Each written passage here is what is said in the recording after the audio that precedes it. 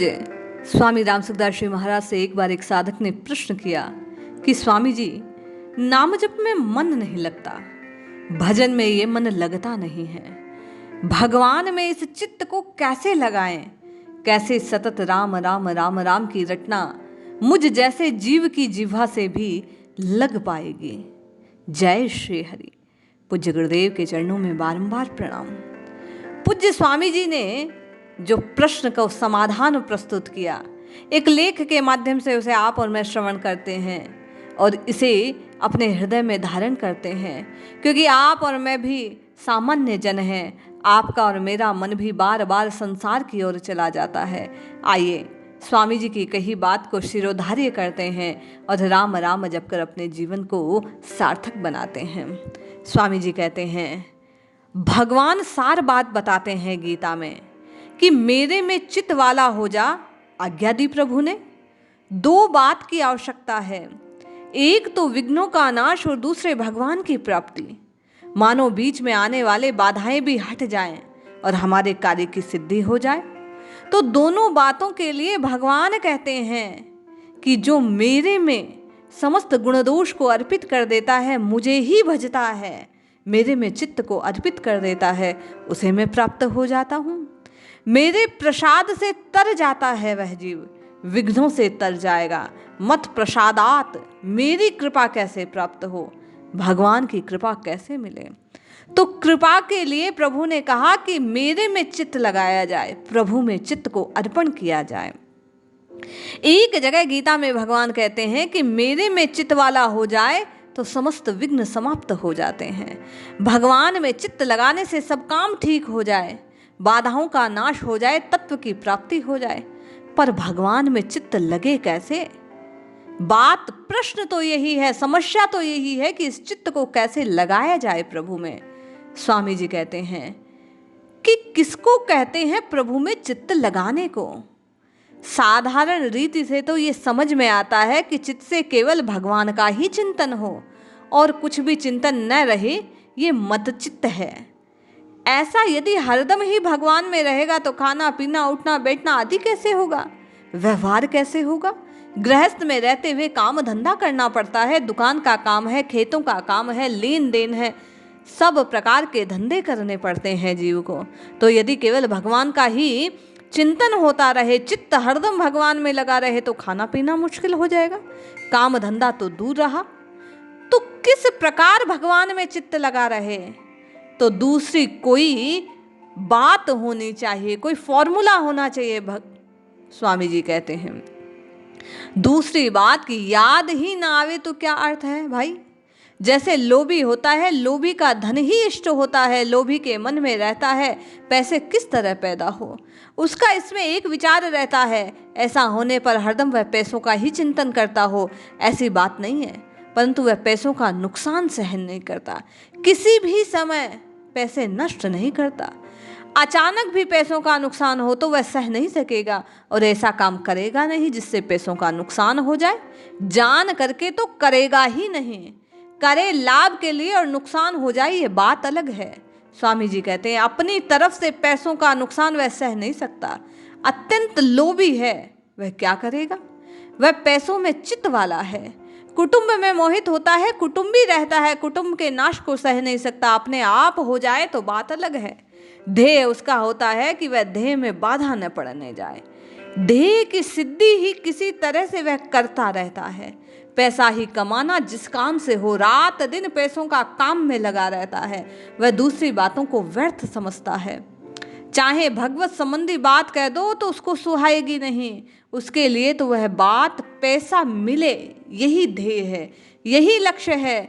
इसी प्रकार साधक को चाहिए, स्वामी जी कहते हैं, कि भगवान की प्राप्ति को लक्ष्य बना ले। केवल लक्ष्य बन जाए, दृढ़ उद्देश्य बन जाए तो ऐसा उद्देश्य बन जाने पर भगवत प्राप्ति की बाधा वह सह नहीं पाएगा। झूठ कपट से धन मिलता है, धन से मान मिलता है, वह उसे धूल के समान जानेगा, क्योंकि वह धन भगवत प्राप्ति में बाधा लाएगा। परमात्मा तत्व की प्राप्ति में बाधा आती है तो वह उसे सह नहीं सकता। यही बात मेरे में चित्त लगाने की बात से स्पष्ट होती है। वही ही ध्येय है, वही ही लक्ष्य है, उन्हीं की प्राप्ति करना है। स्वामी जी कहते हैं, सज्जनों, यह मानव शरीर है, इसका फल केवल भगवत प्राप्ति है, कोई और नहीं है। शास्त्रों में देखने से मालूम होता है कि एक परमात्मा की प्राप्ति के लिए ही यह मनुष्य शरीर प्राप्त हुआ है। आध्यात्मिक ग्रंथों में कहीं नहीं लिखा गया कि धन कमाने के लिए शरीर मिला, भोग भोगने के लिए मनुष्य शरीर मिला, बढ़िया बढ़िया काम मकान बनाने के लिए शरीर मिला, छोरा छोरी का विवाह हो जाए, सगाई संबंध हो जाए, इसके लिए शरीर मिला, मुकदमों में विजय हो जाए, इसके लिए शरीर मिला। ऐसा कहीं नहीं लिखा। इससे होगा क्या? जितने काम आवश्यक माने जाते, अंत समय सबका नाश। होश से विचारो, हाय मैंने कुछ नहीं किया, अभी जो वक्त नहीं मिलता, सब कुछ नहीं किया, भर्ती होंगे, खाते में रख देंगे। इतना मकान बना लिया, इतना धन कमाया, पर अंत में कुछ काम नहीं आया, अंत समय कुछ काम बना नहीं, तो ये कुछ किया, ये कहाँ बनी बात?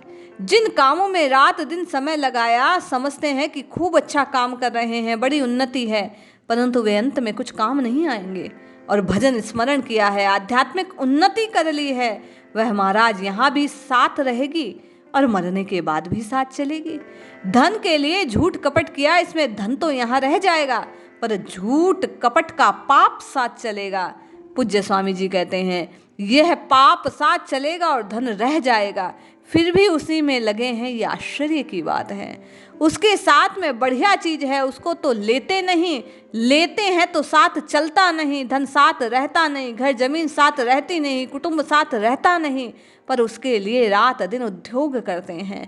परंतु साथ जो चलने वाला है, भजन ध्यान सद्वृत्ति सद्भाव, अच्छा व्यवहार, श्रेष्ठता, उत्तम स्वभाव को बिगाड़ देते हैं जान जानकर। झूठ कपट करके, धोखाबाजी करके, जालसाजी करके, विश्वासघात करके संग चलने की पूंजी को बिगाड़ देते हैं। ज्ञान ध्यान छोड़ देते हैं हम आप, और यहाँ रहने वाली चीज़ों का संग्रह करते हैं। मन में समझते हैं कि हम सुखी होने का कार्य कर रहे हैं। ये बड़ी भारी आसक्ति की बात है। मन संपत्ति और भोगों का चिंतन करने वालों के लिए पाप का संग्रह होगा ही, क्यों नहीं, जब उद्देश्य ऐसा ही है। पूज्य स्वामी जी कहते हैं, यदि उद्देश्य परमात्मा की प्राप्ति होगा तो घर का काम करते हुए भी सबका भक्ति में दाखिला हो जाएगा। कितनी विलक्षण बात! लक्ष्य हमारा परमात्मा है, ध्येय हमारा परमात्मा है, तो फिर कुछ भी किया जाए लोक में परलोक में, ऐसा न केवल भगवत प्राप्ति के लिए होगा, प्रत्येक कार्य पूजा साधना हो जाएगी। उससे इस लोक में उन्नति होगी, वहाँ ठगी नहीं रहेगा, झूठ कपट नहीं रहेगा, धोखाधड़ी नहीं रहेगी, क्योंकि उसे भगवान की प्राप्ति करना है। इससे प्राप्ति होती नहीं, इस वास्ते पाप करेगा नहीं और अन्याय करेगा नहीं। स्वामी जी कहते हैं, मान लो धोखा देने से कोई समझता है कि मैंने बड़ी चतुराई का काम किया, पर धोखा देने से पाप तो होगा ही, चित्त में अशांति होगी। बड़े आश्चर्य की बात, हमने देखा, आपने देखा, रास्ते में हम चलते हैं, कुत्ते सोते हैं, जो शांत होता है वह सोता है, आंख खोल कर देखता है, सोता रहता है, मस्त है। जो कुत्ता आपको भौंकेगा वह सो नहीं सकेगा, भौंकेगा फिर पास आवेगा, फिर भौंकेगा फिर पास आवेगा, उसके मन में बेर है, चैन से सो नहीं पाता, मन में द्वेष पैदा होता है, इसलिए अशांति है, आराम से वह बैठ नहीं पाता। उसको कौन दुख दे रहा? उसका मन स्वभाव है, वही दुख पहुंचा रहा है। ऐसे दूसरे को दुख देने का भाव पैदा हो तो अशांति रह जाएगी, अपना नुकसान करेगा, संताप पैदा करेगा, वेद लेगा और वह उसी का उपाय करेगा। यदि सौम्य भाव रहेगा, शुद्ध आचरण रहेगा, स्वामी जी कहता है स्वयं शांति में रहेगा, सुख में रहेगा, परलोक सुधर जाएगा और लोग महिमा कहेंगे। इस वास्ते हम में सब तरह का फायदा हो, उससे सब तरह का नुकसान है। धन इकट्ठा कर लेंगे झूठ कपट से, झूठ कपट करके हाथ की बात क्या, पाप करत निसि बासर जाहि, नहीं पटकहि नहीं पेट अघाए। अरे रात दिन पाप करते करते बीतते हैं, परंतु महाराज लज्जा निवारण के लिए कपड़ा नहीं, पेट भरने के लिए अन्न नहीं, ये दशा है, फिर भी उसी में लगे रहते हैं। क्या बात, विश्वास नहीं?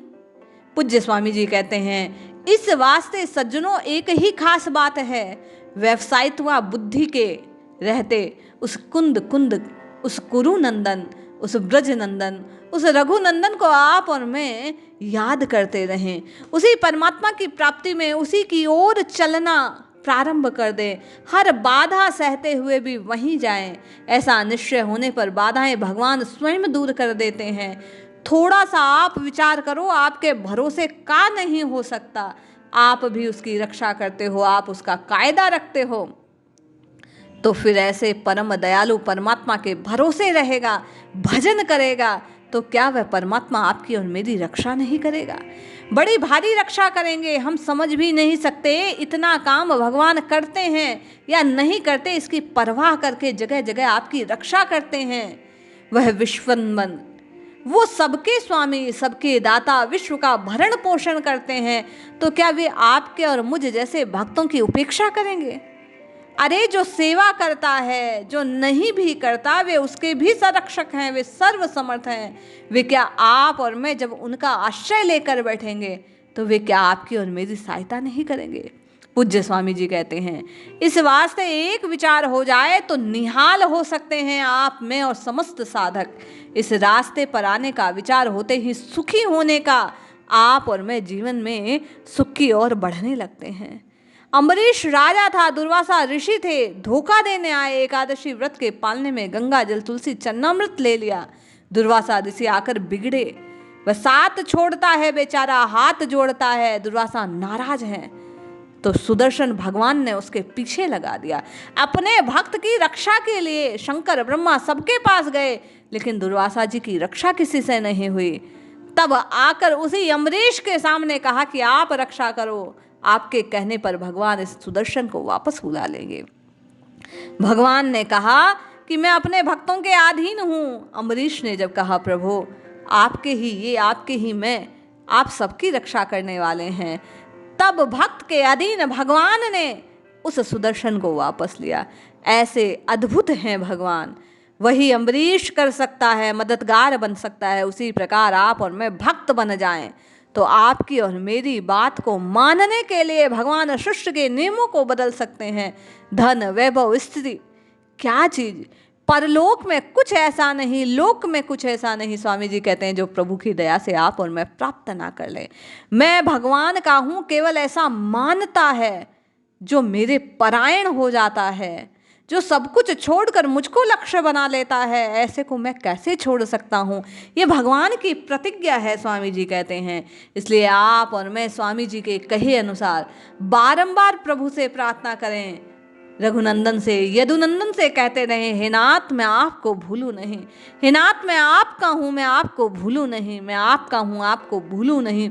राम राम कृष्ण कृष्ण, जो आपके इष्ट का नाम है उसे आप और मैं जपते रहें। और इस नाम को जपने से स्वामी जी कहते हैं, एके सादे सब सदे, सब साधे सब जाए। इस राम नाम की, कृष्ण नाम की, हरि नाम की, इष्ट नाम की आप और मैं रटना लगाने लग जाएंगे। इसी से आपकी और मेरी समस्त सिद्धियां सिद्ध हो जाएंगी, समस्त कार्य सिद्ध हो जाएंगे, आपको और मुझे परमात्मा मिल जाएंगे। यह विचार केवल और केवल मैं भगवान का हूँ, भगवान मेरे हैं, यही बात आपके और मेरे चित्त को स्वामी जी कहते हैं कि भगवान में लगा सकते हैं, भजन में लगा सकते हैं, नाम जप में लगा सकता है। इसलिए जपते रहिए, रटते रहिए और बार बार प्रभु से कहते रहिए, मैं आपका हूँ नाथ, आप मेरे हैं, मैं आपको भूलूं नहीं। जय श्री हरि।